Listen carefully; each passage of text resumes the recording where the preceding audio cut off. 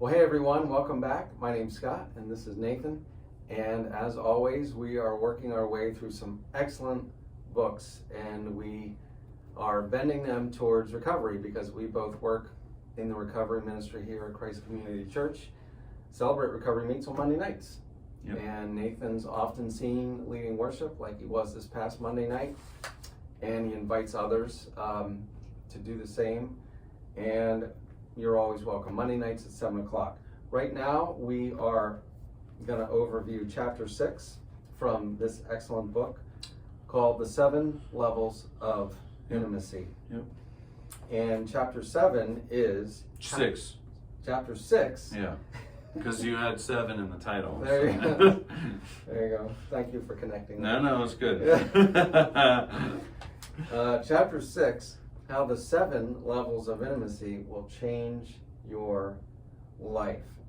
And one of the things he says right at the beginning is that this is a model. Yes. He recognizes that it's not the only model, Mm-hmm. and he recognizes that it's not a perfect model, but he says that you really can't become the best version of yourself. I think he's saying without embracing a model, and this is a really good one to do it. Yeah, I remember him saying, here it is, models are powerful because they simplify the most complex situations that we encounter in our lives and allow us to see them with clarity so they can be understood. Yeah. So that's what he's trying to create with the 7 levels, which, don't worry, the very next chapter is each of the 7 levels at that point. So, that's right. But he does talk about intimacy. Yes. Right? And he goes, go ahead. No, go ahead. Well, he says intimacy is one of our deepest needs. Mm-hmm.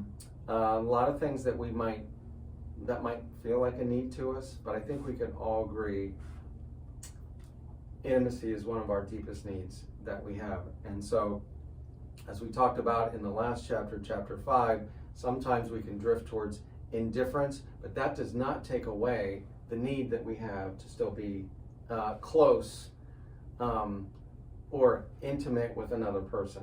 I know that word is used in different contexts Mm-hmm. in our culture, but having a deep, soulful kind of relationship is what we were all designed to have, both with God and each other. Yeah, I mean, this was, chapter 1 talked about intimacy as well.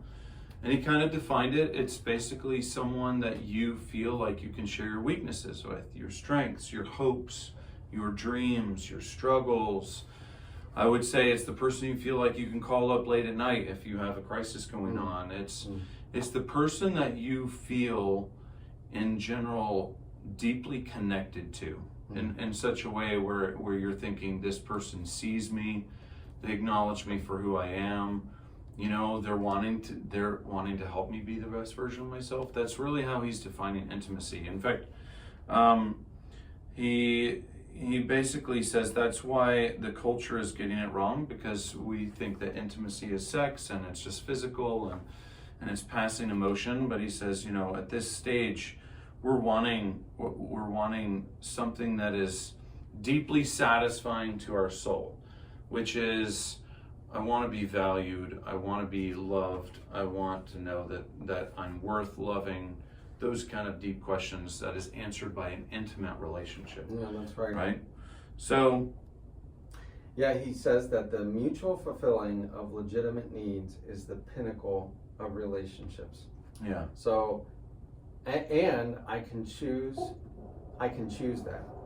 Mhm. I can choose to be in a relationship and say, whatever the level is, which we will get into, whatever the level of that relationship may be at a particular season, I can choose to say, I want the best for that person. And he would say, that is the pinnacle of relationships. Yeah. Because without intimacy, he basically says that's what you feel, that something is wrong, something is missing, there is more, and that's actually intimacy that we're really looking for. And you know, we know from scripture that it's really I remember some people calling it the God-sized hole. You know, only God can fill that space. But of course, God works through those intimate relationships, those connections that we have. So that's why we end up chasing pleasures and possessions and achievements and bigger and bigger intensity because we're trying to fill that hole. But he says, and this was a profound statement for me, you simply never can get enough of what you don't really need. You simply never can get enough of what you don't really need. Wow. So possessions, you'll never get enough of something that doesn't really satisfy a legitimate need, which one being intimacy, right? So that's why so many people are chasing so many things, because you can't ever get enough of something that is not. Where does that tie into addiction? Oh, absolutely. And that's why, in fact, people go further and further. Yeah. Because if you keep going back to the same level, you find that it doesn't quite satisfy as much as it used to. You need to keep getting more and more. And picking an addiction, that principle applies. Yeah. Most people never stay at the same level. Right. And that's why you just keep falling and falling, right?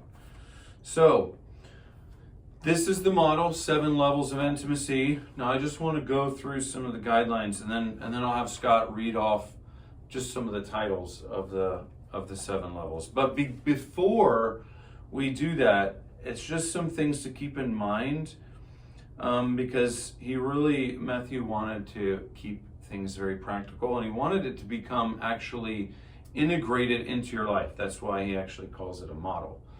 So, number 1 is, remember, relationships are rarely confined to a single level. Now, he does give some exceptions, like people in the checkout line will often remain at the first level, and naturally. And that would be true, just to be fair, of us to them as well. Absolutely. Yeah. It's not to degrade a particular person. No, it's not. It might even be the same person that you commonly see in Aldi. I mean, if you're I only say Aldi because that one's really close to me. There are people I recognize who live close by, and you start kind of recognizing similar customers, right? And if you ever say hello or anything, that's the same. Yeah. But he says your relationships will experience many of the 7 levels every day, even. So, like Scott and I, when I came in this morning, it was a hello, but then just shortly before the video, we had a much deeper conversation. So right, the levels are experienced at different times. Number 2, the 7 levels of intimacy are not a task to be completed or graduate from. He just wants to make sure that people aren't going to overachieve this thing and be like, okay, I did level 1 with Scott, check. I need to do level 2 and 3. Right.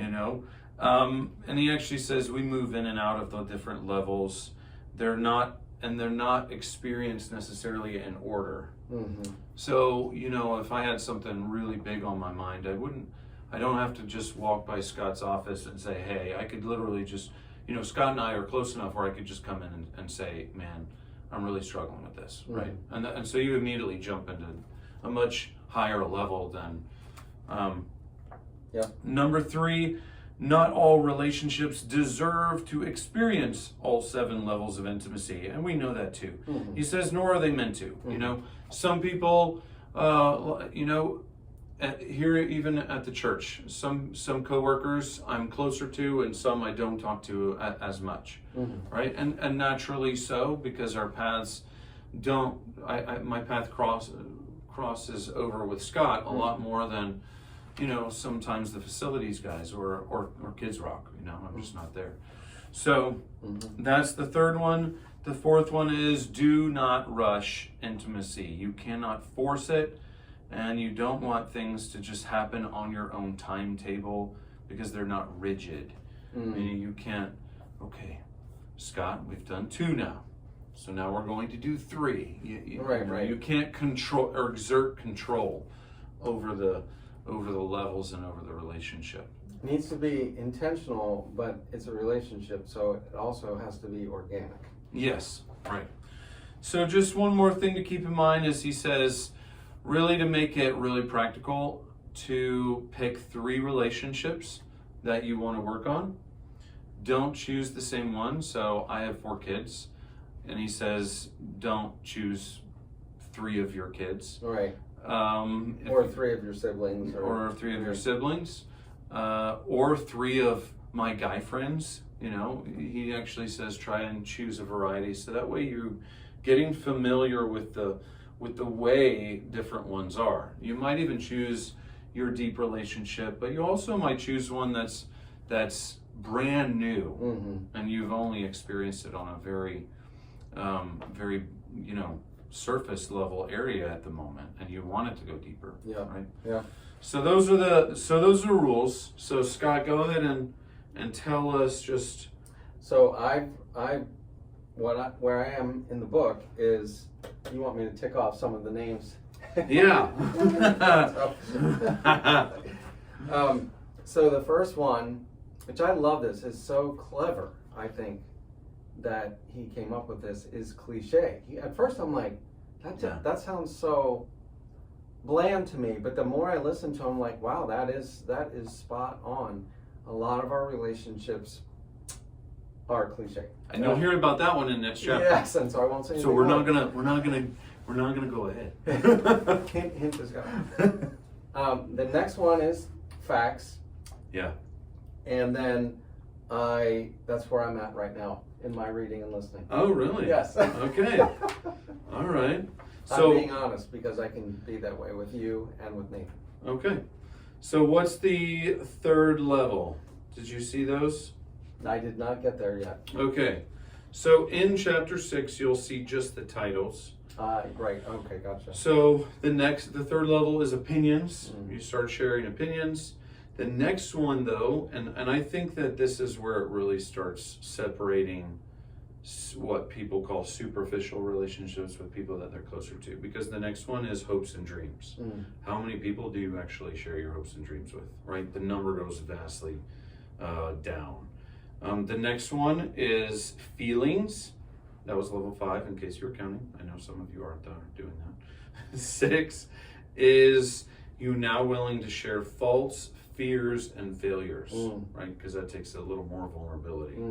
And then, of course, the 7 is you are reaching a level of legitimate needs.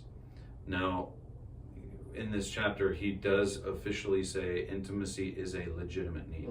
There are several others, which we won't get into right now, but that's basically a highest level. And he says, by far, you will have very few relationships that hit that level. Yeah. Although he does say that you should have a primary relationship, Maybe it's a friend, maybe it's a family member, maybe it's your partner or a spouse that reaches that level. So those are 7 levels, but hopefully you will look at this and make it practical for yourself. Yeah, and he says the 7 levels will revolutionize how you experience relationships. So that's And it really does. It really does. I promise you it does, because I have experienced that. So now we're going to jump into, well, not right now, but we're about to jump into each of those levels, or you could just get the book because it's a great book to listen to or read. So, and then together, I'll be reading ahead. We'll read ahead together, and chapter by chapter. There we go. All right. So we'll see you next time. Looking forward to diving into each of the levels with you. See ya.